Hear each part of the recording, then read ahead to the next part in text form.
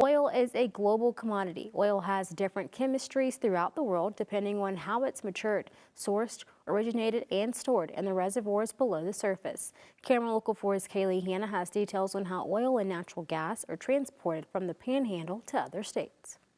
According to Panhandle Producers and Royalty Owners Association officials, oil in the Panhandle is light because it's low on sulfur, which is used for making transportation fuels.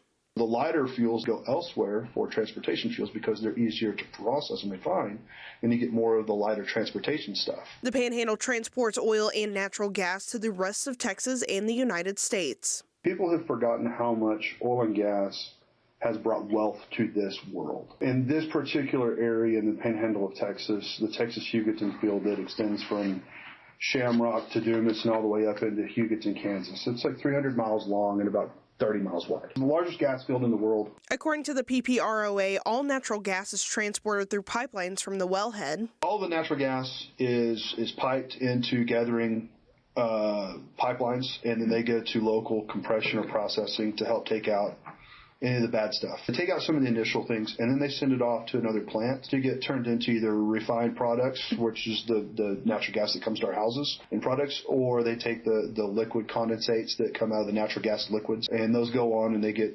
turned into, those are feedstocks for other chemicals.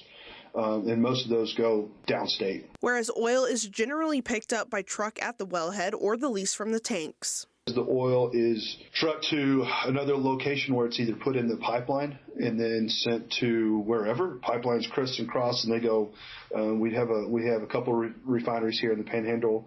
A lot of the oil in general it goes into a pipeline and it may go to Cushing, Oklahoma, and be traded along the pipeline or in the tanks in Cushing, Oklahoma. And some of that oil may come right back here to the Panhandle and get refined. It's a very complex deal, but every barrel is treated very differently.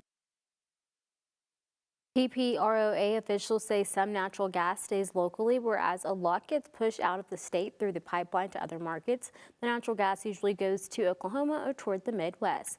To learn more about this and the process of fracking, go to myhighplains.com.